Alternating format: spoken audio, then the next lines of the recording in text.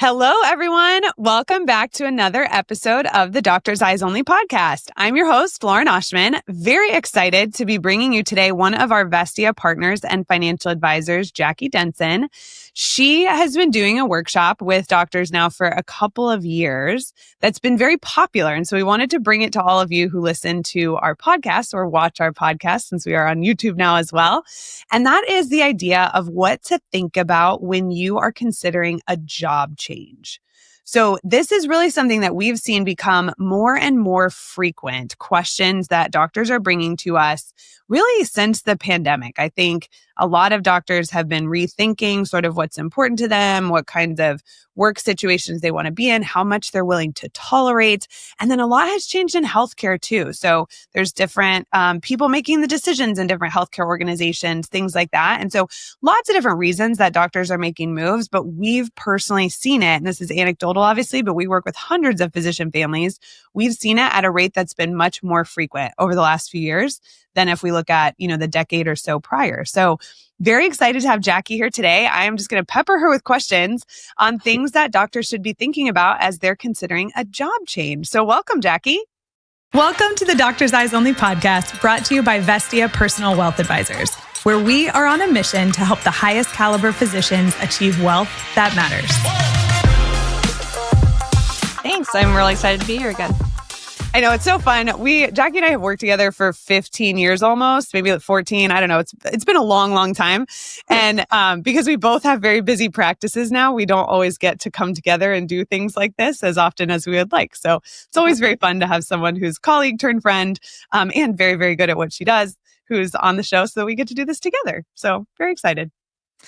So I just want to start with kind of a broad question for you, Jackie.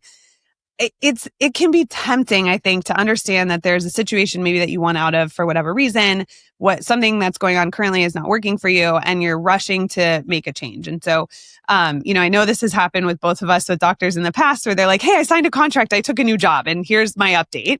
And we always would prefer that we're involved in that conversation earlier.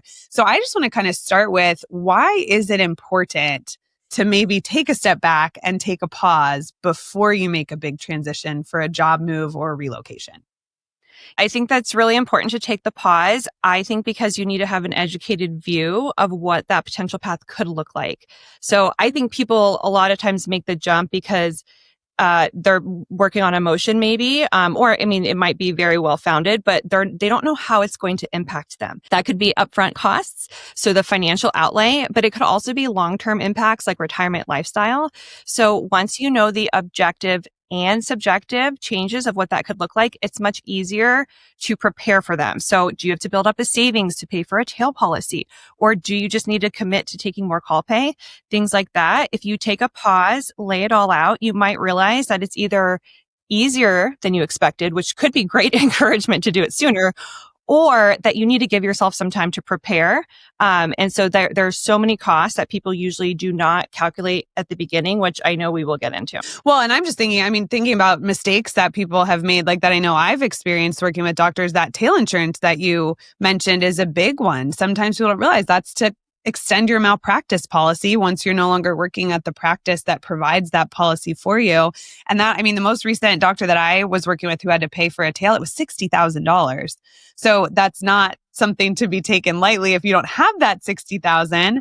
That I think is a great example of a reason that just taking a step back, having someone maybe objective come in and just help you kind of talk through not the emotional elements. You're going to be able to figure out what job setting is best for you, but the financial considerations, and is this going to put you in a better or worse position, or how do you need to adjust after the change to stay on a similar trajectory? And putting a timeline to it as well. Because even in that example for the tail insurance, so many people will say, oh, I know that I owe tail, but they might not realize how soon they do. Sometimes it's within like 60 days they need to make their first payment.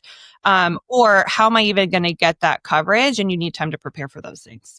So I guess before we even get into the crunching of the numbers, what are some things, one of the things that I love about how you approach this topic is that you definitely think about some of the intangible and some of the values-based elements of different job settings and what works for a doctor's family and, the things that they want that maybe are non-monetary. So what are some things that doctors maybe could be thinking about just figuring out whether or not they even should be considering a transition or whether maybe they could optimize things in their current job structure. Yeah, I think it's really important to look at values. So it's both values that you provide within your work situation and also what are your personal values and do they align up? So, for example, there's different things that could impact if you even need to leave, to your point. I had a client recently who she was feeling very burnt out and kept thinking that she needed to walk away from retirement sooner because she didn't enjoy what she was doing because of her family life, though. When I dug into it, it didn't actually have to do with how she was treated at her job or even her pay. She did not have enough time with her family. And she thought, I need to retire sooner so I have more time with my family.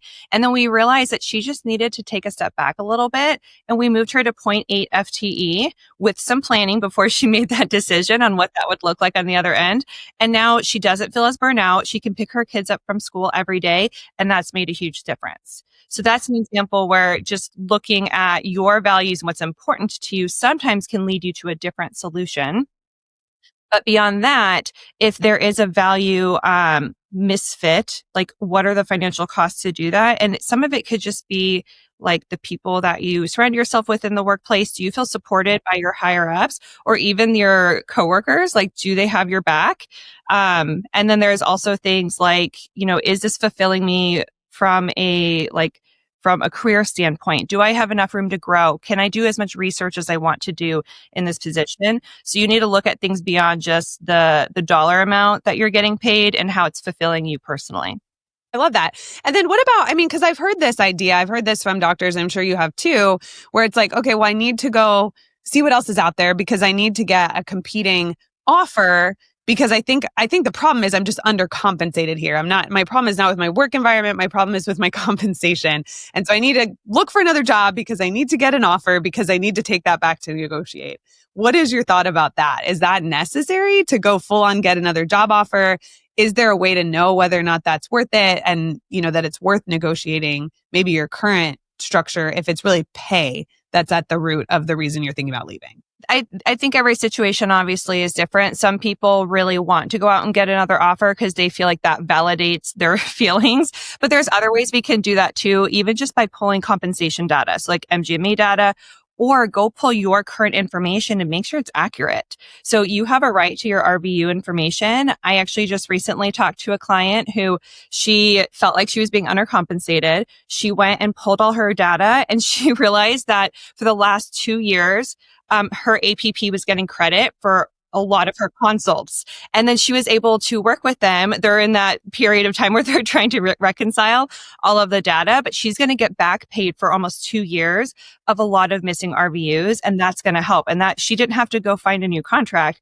She just had to spend the time to pull her current information and be educated on how to read those reports and she actually just sat down with someone to walk through it and make sure it was accurate. And that was a good solve.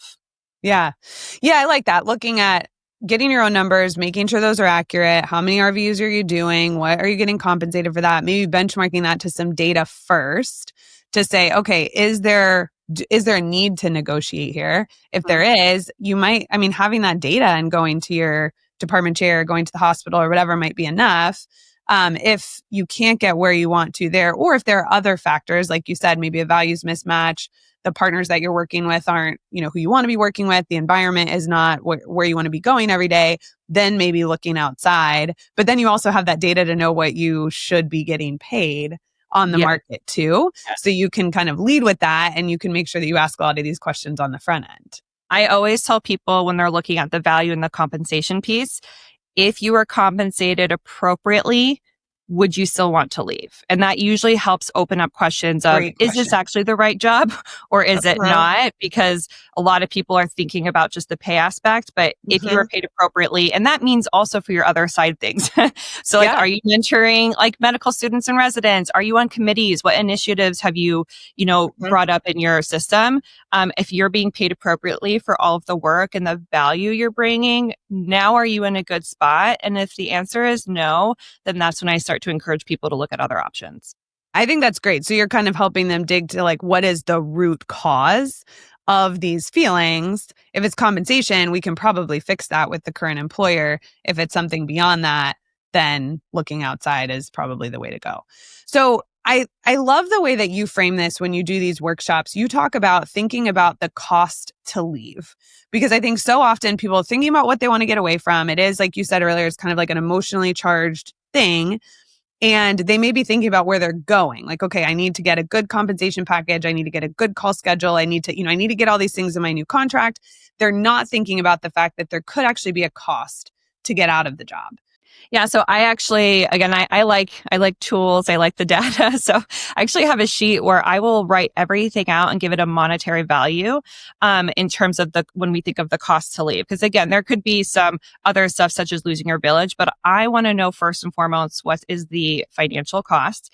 And that's things like tail insurance that we mentioned earlier.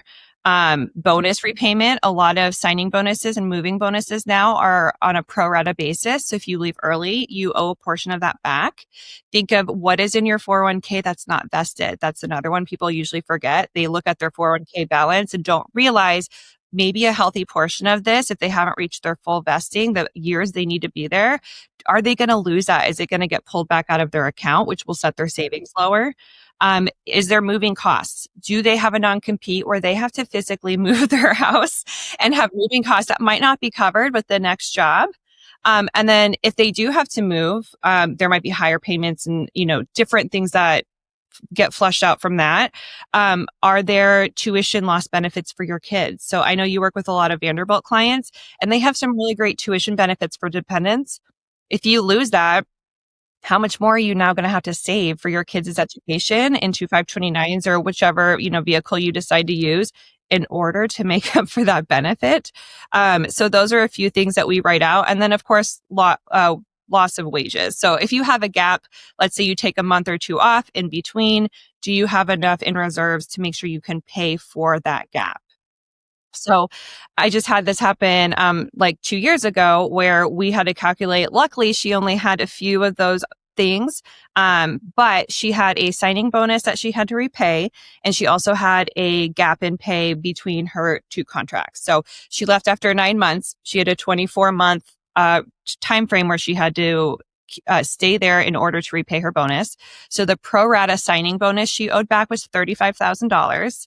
Then we knew she was going to have 8 weeks of unpaid time, and altogether that equaled almost $90,000 of cash she had to be ready to cover before she started making her new income.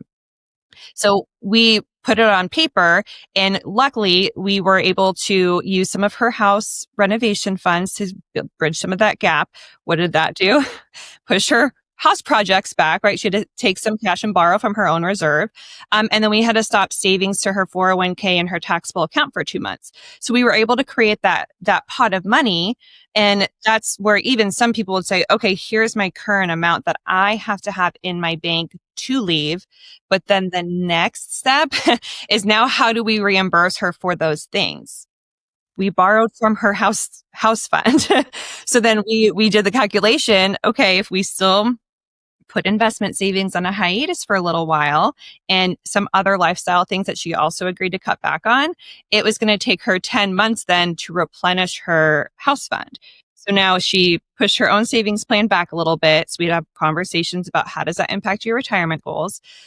Plus it pushed back her kitchen renovation, which was really, really important to her. And she had to decide early on what was more important, the kitchen being done sooner or getting into a different job sooner. And so those are all types of conversations you have to have, that there's other impacts beyond just the dollar amount. We built our firm around one goal: helping physicians achieve wealth that matters. Time with your family, freedom in your schedule, and confidence in your decisions. Not sure how you're doing today? Head to vestiaadvisors.com/DEO, that's DEO for Doctor's Eyes Only, to take our 3-minute physician wealth checkup and get a snapshot of where you stand today and what to do next. Well, I like what you're saying for multiple reasons. Number one, I think it's all trade-offs and priorities. So it's very doable. If you are someone who is listening and you're like, I would love to get out of the environment that I'm in for whatever reason, it often is very doable, especially for the doctors that we're working with who do often have funds, like you said, and she didn't technically borrow from her house funds from a financial perspective, but she kind of reapportioned those funds, reallocated those funds. and then rebuilt them because she needed to use them for another purpose. So if you have been saving, that gives you the flexibility to make these kinds of decisions and be in the driver's seat. The other thing that I think you can think about, and you mentioned the example of the Vanderbilt tuition benefit.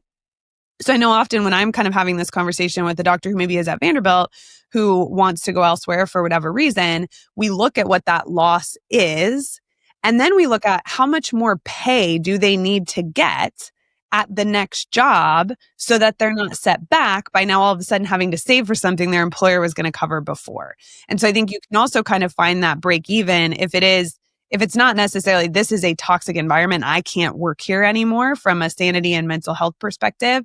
If it's like I don't know, maybe I would look for something elsewhere, and you kind of need that number of what would make it worth it, then you can use that list you're talking about, Jackie, of all the monetary considerations. And you can say, okay, if you wanted to just make a lateral move, this is how much you needed to make in the next job in order to make that make sense. Yeah, exactly. And I think another one people don't typically think of beyond the tuition benefits, because sometimes that's hidden or it's low on their list when they're evaluating those financial things, is also your pension. If you have a pension that you might, that is calculated based on highest earnings at the very end of your career and years of service, that's going to change. I had a military doc a few years ago when the pension system changed over. She stayed on the old pension system. She was very confident that she was going to get to 20 years of service. And we were at about year 15. And she said, I don't know if I can keep doing this. I really want to do something that's outside the military. And we were able to calculate how much she would need to make outside to make up for lost pension benefits. And I was able to present her with that number. We had lots of conversations. And I mean, we probably talked about it for like a year and a half to 2 years. So again, not making rash decisions.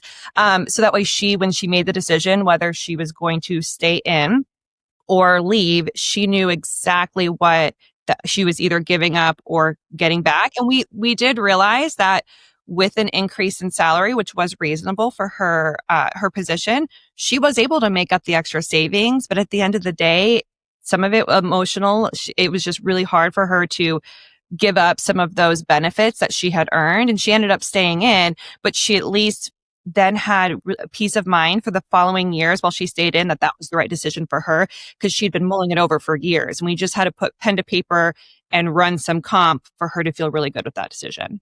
What I love about what you're saying is it's really ultimately about having eyes wide open. So it's about understanding, like, you're the one that has to go and work in the job every day. So you're going to have, like, only you are going to have that experience. But what someone else can help you with is really understanding kind of the juxtaposition between the option of staying where you are, between changing. And then once you have a full understanding, you have your eyes wide open, then you can make a decision, all factors considered, that you can feel really confident in because you know you chose it. Versus I know so often a doctor either stays in a situation that maybe is not the best for them because they feel like for whatever reason, like there's no way they could think about moving.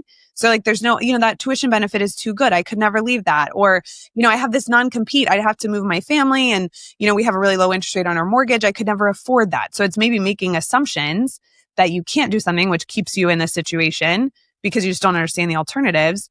Or it's jumping to make a change without maybe thinking about what you're giving up to really understand the trade-off in the financial situation.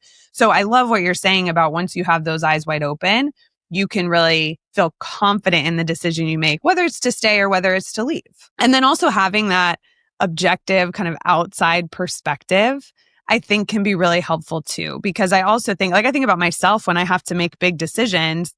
In the day-to-day, life is so busy and kids are everywhere and work responsibilities. And, there's so much to do just to kind of stay afloat. And I know most of our clients' lives are the same way, that having someone that you can say, can you help me make sense of all of this? I need to make a good decision here. And the stakes are too high and I'm too busy. Like having that objective person who knows you, knows what's important to you, and can really help you lay it all out, I think can give you a lot of confidence too, that you're not missing things, that you do have all the information you need to make a good decision for yourself. And I think also having someone who understands your priorities can also help keep you accountable sometimes, and maybe even encourage you to think of other things that you haven't, or maybe thinking of that change. So I had a client who it seemed like every time we talked, we would talk about family and her kids and things were great. And then I'd ask, how's work going? And it was like this black cloud every time. And she got into details sometimes, and sometimes she didn't, because she just quite honestly couldn't emotionally. And finally I just said, can we make a change? Like, is there something that we need to do? And she thought, oh yeah, can we do that? Let's explore it. And so we started talking through different scenarios. I'm like, how do I help you make this situation better, or make it possible for you to leave, or even, again, just understand what that could look like. And then I was able to keep her accountable to what we talked about. So whether it was, going and getting her information, I need to see your RVU data so we can pull some comps and look at the data and know what could you potentially make somewhere else to see if that's realistic. And I don't think if I would have kept encouraging her, she would have actually gone and pulled the information. I had to keep reminding her, and she finally did it. So it's also having someone who cares about you and your goals and keeps you accountable for the plan that you decide to create together. No, that's such a great point. I mean, we both have clients that we've worked with for a long time, and you really do. You get to know each other so well. And I'm sure doctors are like this with their patients, where it's like you have certain patients that you've had them for long enough that you have a good sense of what is normal and not for them, and kind of what their demeanor is. And you can use that to kind of make decisions and see into their health in a way that maybe they can't themselves, because they're living that. And so I think it's true as an advisor. It's like you can see in from the outside, and hey, you don't seem happy at work anymore. Let's talk about what's going on. Is there something that we can do? And sometimes it is temporary. Sometimes it is like, hey, if it's not better in 6 months, then you become that accountability partner. Mm-hmm. So I think that's a really good point. And just the reason that it makes sense to have good relationships with people that you trust, who can help you kind of see into some of these really key areas of your life. Yeah. Yeah. So I think it's easy to focus on the salary at the new job. What are some of the other financial things that doctors should be thinking about when it comes to, we've talked about kind of the cost to leave. What about when you're like buying something new, essentially? You're getting a new job, you're going to sign this new contract. Salary is one thing. What else should we be thinking about? Well, taxes, I know that's still financially speaking, but people usually think of the dollar amount on their contracts. They're not always thinking of the tax implication. So even if you're moving to a similar salary, what if you're changing states?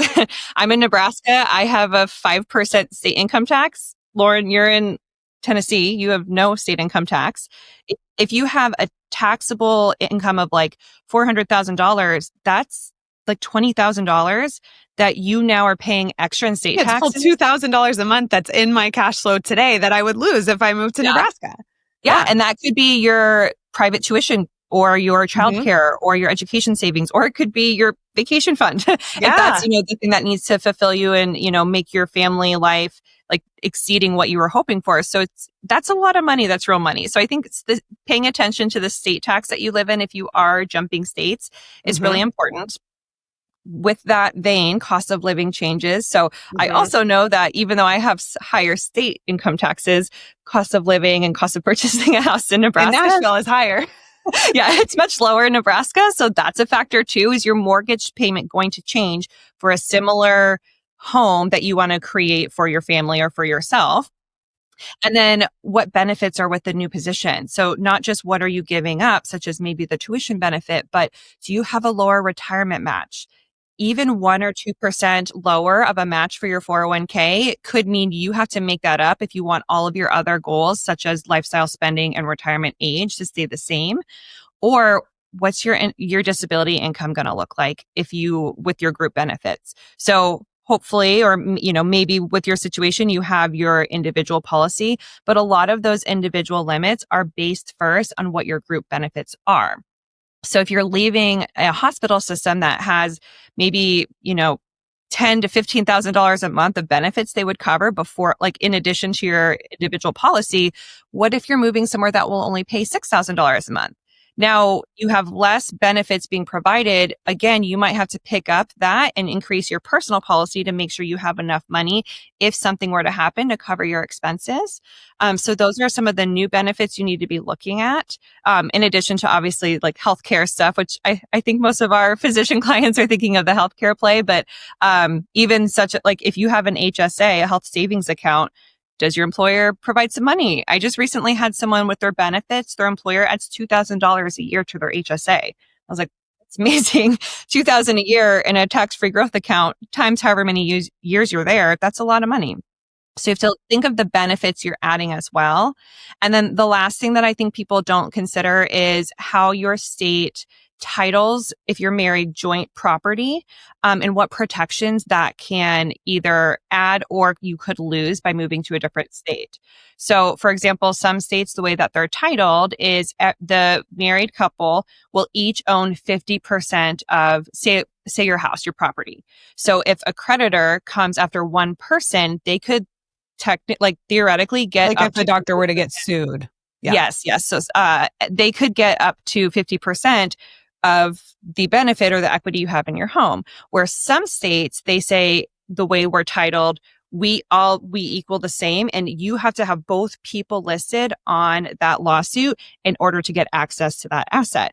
And if you're moving to a better state, that's great, but you have to pay attention. If you're moving the opposite way, what asset protection are you actually giving up that you would never have thought of and is definitely not listed in your contract? Well, or you might have to then invest some time and money with an attorney to try to get into a similar position from an asset protection perspective.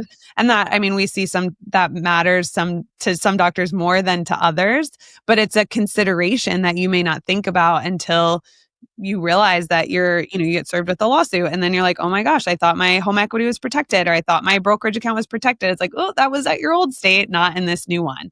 So I like what you're saying. I'm also thinking of, I had a doctor a number of years ago who made a transition from Georgia to the DC area. And they were using that 3 kids. They're using public school in Georgia. So they were not paying anything for school for their kids. Then they moved to Washington, D.C. And in the D.C. area, they weren't able to find a public school system that was also in an area where they could get a house that they wanted to live in. And so they were like, we have to pick between these 3 private school systems, depending on where we buy our new house. And so that was for 3 kids, private schools in the D.C. area. That was a game-changing expense to all of a sudden think about. The same money did not go near as far from taking care of their kids and providing the education that they wanted to for their kids' perspective. And so I like what you're saying about, okay, what's important to you about your life today and your benefits and, all of that that's provided through your employer. What would that look like in the new job? And let's make sure that you end up in a similar situation. Or again, if you don't, you understand what that trade-off is. So it's like, well, you'd have to delay retirement for a couple of years in order to make these extra payments. Or, oh, actually, great news. You could do the same thing and retire earlier from this new job. So just knowing what that means, I really like the idea of doing that. Because again, I think so often you find these things out after you've made the decision and you can't really go back. And to your point, it could be a better situation, and that could encourage you, like I said earlier, to do it sooner. So in that situation previously with, telling her, hey, can we make a change? Can we model this out and see if it works? Like, I think it actually pushed her decision up maybe a year or two when she would have finally gotten to her breaking point. So then it encouraged her, this is possible. And in her situation, we had to push back her retirement age by 2 years. But when she's in a better environment, she was like, I will gladly do that. I will be okay to work longer if I enjoy what I'm doing. And then sometimes you will realize, actually, job-wise and financially, you're in a better position. So you can do this sooner than you thought. And that's always a great feeling too. I love those conversations. Well, an encouragement to the doctors who have tuned into this episode, because this is something that is applicable to you. This is something that you're thinking about. Jackie and I have both seen numerous situations where doctors made a move and we noticed a change the next time we saw them in their energy and their demeanor and how they're able to show up for their family. Like, it really was that their job just was not allowing them to get what they wanted out of life. And first and foremost, all of this financial stuff aside, I mean, you all who are listeners of the podcast know that we talk about wealth that matters here at Vestia, and that is real to us. If you end up in a less financially strong position, but we can make things work for you so that you can be living the life that you want and showing up the way that you want to be for the people that matter to you and for your own health and for all of those things. That's what we want for you. So part of what Jackie's getting at is solving these puzzles, setting up these puzzles, solving these, getting you into a better situation if that's what we need to do. That's very motivating and exciting for us because we have seen sometimes the change can be night and day from last meeting at the old job to first meeting at the new job. And if we can be a part of helping give a doctor the confidence to make that happen, that's why we do what we do. You've talked a little bit about this in some of the examples that you've given, where it's okay, so we made the job change and then we sort of had to get back on track. So we've talked about, and this seems daunting, I think, if you're thinking about it from an outside perspective. It's even daunting to me as a planner, to be frank. We have to gather all the new benefits. We have to get enrolled in all of the new stuff. We have to kind of restart retirement savings, maybe reimburse for some things, moving expenses. I mean, all of that. So how can you go from feeling overwhelmed about sort of getting back on track to being in a state where it's okay, here's how we do this. We can get the train back on the tracks after all of the, upheaval of the job transition. I really like modeling out a timeline. And again, even cash flow and different phases of what we're going to do. I think getting that on paper and getting it visualized helps you track it and make sure it actually happens. So you're figuring out the cost to leave or what you need to financially do. Let's say you've gotten to that point. It sounds like that you've made that decision, you've made the transition. I mean, the first thing that usually we recommend is to replenish your savings or the brokerage account if you use some of that or another savings to reimburse yourself during transition. Rebuilding cash reserves is almost always the first step that we want to do. And then beyond that, we'll add in the retirement contributions later and or other long-term goals that we're working toward, whether that is the house renovation project or the future lake house purchase. But I think having the different a timeline on when you're going to replenish all of the different goals is really important. So you can almost check the boxes as you go. And some of it might have debt repayment restructuring as well. So if you have loans that you're paying on aggressively, that you have the opportunity to maybe reduce to minimums or restructure or refinance, sometimes those will actually give you a little bit more cash flow to work with as well to help you get back to the financial place that you needed to be in. So again, having someone to help you look at all aspects of it. And then I really think modeling it out and that on that timeline, you can follow the first 6 months, these are the items we're going to do. Okay, the next 6 months, when we have those complete, here's what we're going to focus on. And you can have a priority as a step-by-step to get back to the new normal. And then you have already gone through the conversations previously on what does that look like? If I have savings hiatus for a year or two, what does that do to my long-term goals? And we've already talked about the trade-offs I'm willing to do or that I'm okay with, the different assumptions that we're using now. I love that idea of a timeline. And we know, one of the things that we love about working with doctors is they're ambitious and goal-oriented and very achievement-oriented. And so if you give a doctor a timeline with some goals on it, generally speaking, they're going to be checking those goals off the list. So framing it that way, I think makes a ton of sense. The other thing that comes to mind that we didn't even talk about in terms of the trade-off cost, but I know is heavy on some doctors' minds, is the student loans. So as you were kind of talking about loans and restructuring payments, if you're in an environment where you get PSLF and then, you're potentially thinking about a new job where you're not able to do that, it doesn't change anything we've already talked about, but it's understanding the trade-off that you're making in that. And what I would say, and the reason I wanted to bring it up, is that is not always a reason not to leave a bad job fit for you. Because you're well, I'm already 6 years into getting PSLF. We can look at what it would take to pay those off. And again, if we can get you compensated more at the next job to kind of negate what you're leaving behind, you may end up deciding that that's worth it. So I wouldn't let you hold yourself back from considering the possibility. Get the help that you need to understand and kind of scope it out and project plan and all of that. And then go from there once you have all of the information.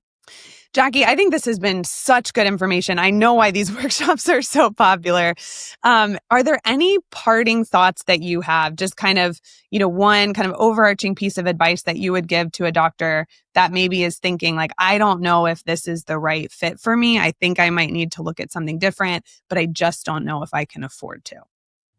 I think it goes back to don't let emotion drive the timeline. Get the data, get help, figure out how you can do it. Because in my experience, it always comes down to when can you leave and how can you leave, not if you can leave. So you just need to figure out a way or figure out your scenarios, find someone who you trust that can help you build out that plan and the different alternatives so you can go into it educated to make the best decision for you. Yeah, I love that. And then I also think you get into that new job because you've done all the work to figure out what it takes to leave the old job. You can ask all those questions up front. Hopefully the next time you find a much better fit, but you can also ask all those questions and kind of scope up front. So it's like, you know, the cost to leave before you even started. If you end up back there, then it's much easier to go through the process again. Like, you know, hopefully we're not in that situation, but asking all those questions up front, I think can be so helpful. Yeah. So if you are watching, listening, and this is something that is speaking to you because you're like, yes, this is me. I need someone to help me figure all of this out. You can reach out to us, vestiaadvisors.com. We have an amazing team of advisors, Jackie, many others who are very experienced in these conversations, are very experienced with this planning, and they will help make this decision better for you. They'll help give you the confidence. And again, it's worth the investment in yourself. I'm speaking personally here. It's worth the investment in yourself because if you can get into a better position where you can live a better version of your life, you only get one shot, and that's what we want for you. So thank you so much, Jackie, for being here today. It was so fun, and I know the audience learned so much. Thank you. Thank you. Are you looking to hire a financial advisor with physician-specific expertise? At Vestia, we work exclusively with doctors, helping you navigate things like student loan repayment, reviewing RVU-based contracts, navigating practice buy-ins or private equity offers, optimizing retirement plans, designing tax-smart investment strategies, and planning for things like parental leave or early retirement. We have over 150 years of combined experience working with specialized physicians. So chances are, if you're thinking about it, we've helped another doctor through it. We built our firm around one goal: helping physicians achieve wealth that matters. Planning that's not just about numbers, but about designing the life you actually want to live. That means your wealth lets you live the life you imagined when you first started this journey. Time with your family, freedom in your schedule, and confidence in your decisions. Not sure how you're doing today? Head to vestiaadvisors.com/DEO, that's DEO for Doctor's Eyes Only, to take our 3-minute physician wealth checkup and get a snapshot of where you stand today and what to do next. Thank you for listening to the Doctor's Eyes Only podcast. We hope today's conversation advanced your journey to wealth that matters. Please make sure to follow and subscribe so you don't miss a single one of our amazing episodes we have coming up. See you next time.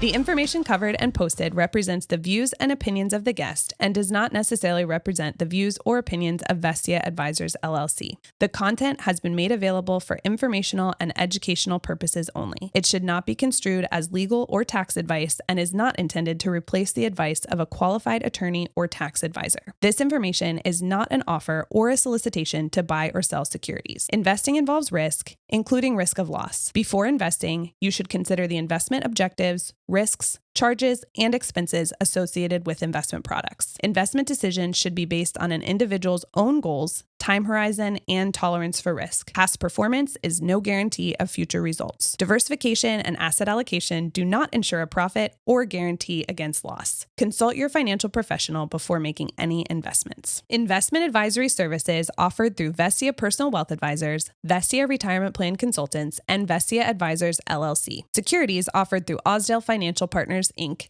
5187 Utica Ridge Road, Davenport, Iowa, 52807. Member, FINRA, SIPC. Vestia Personal Wealth Advisors, Vestia Retirement Plan Consultants, Vestia Advisors, LLC, and Osdale Financial Partners, Inc. are independently owned and operated.